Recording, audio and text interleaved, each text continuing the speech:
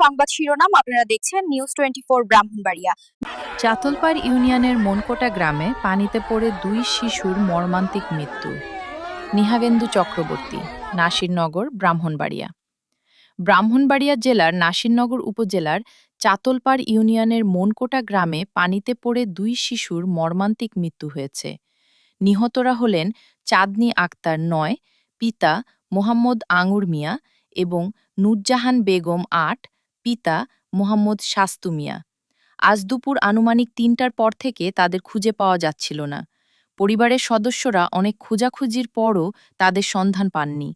পরে রাত আনুমানিক 8টা 30 মিনিটের দিকে রতনপুর ফাজিলিয়া দাখিল মাদ্রাসার পাশের একটি পানির স্থান থেকে তাদের মরদেহ উদ্ধার করা হয়। এ ঘটনায় পুরো এলাকায় শোকের ছায়া নেমে এসেছে। পরিবারের আহাজারিতে পরিবেশ ভারী হয়ে উঠেছে।